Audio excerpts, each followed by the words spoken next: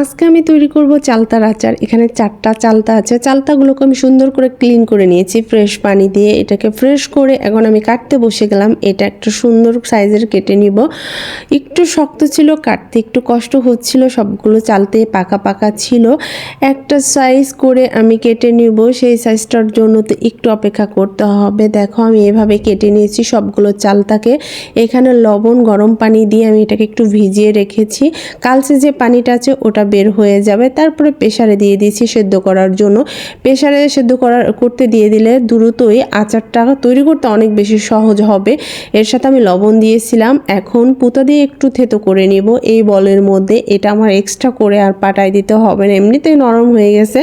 এখন জাস্ট একটু থেতো করে নিলেই আমার রেডি হয়ে যাবে। আমি সবগুলো রেডি করে নিয়ে চলে আসবো রান্নাঘরে এসেছি, কিন্তু আমি যেদিন যে রেসিপিটা বানাবো পুরাটা আমাদের বাসায় থাকবে না। তার মানে আমি খোঁজ নিয়ে দেখি না কি আছে কি নাই। আমার হুট করে মনে হলো আমি চলে আসলাম বানাইতে। আজকে চালতা ছিল, সব ছিল, আমি চলে আসলাম চালতার আচার বানাইতে। কিন্তু যেটা মেন সরিষার তেল সেটাই আমাদের বাসায় ছিল না। তাতে আমার কিছু যায় আসে না, আমি দিয়েই করতে পারবো। সয়াবিন তেল দিয়ে দিলাম, আদা রসুন বাটা 1 চামচ দিয়ে দিলাম। সব কিছু দিয়ে এর সাথে চিনি দিয়ে সব সুন্দর করে মিক্সড করে এটাকে একদম মাখা মাখা করে নেড়ে চেড়ে রান্না করে নিব। এখানে দেখেই তো মুখে পানি চলে আসতেছে। আর ঘ্রাণটা যা ছিল না, জাস্ট ওয়াও। রান্না করতেছে আমি, যারা ঘরে ছিল তারাই টের পেয়েছে। এখানে দিয়ে দিলাম শুকনো মরিচ গুঁড়ো করে একদম আমি রেখে দিয়েছিলাম। চিলি ফ্রাইটাকে দিয়ে দিলাম। তারপর হচ্ছে তোমার পাঁচফোড়ন দিয়ে দিলাম। সবগুলো দিয়ে আমি কিছুক্ষণ রান্না করে নিব নেড়ে চেড়ে।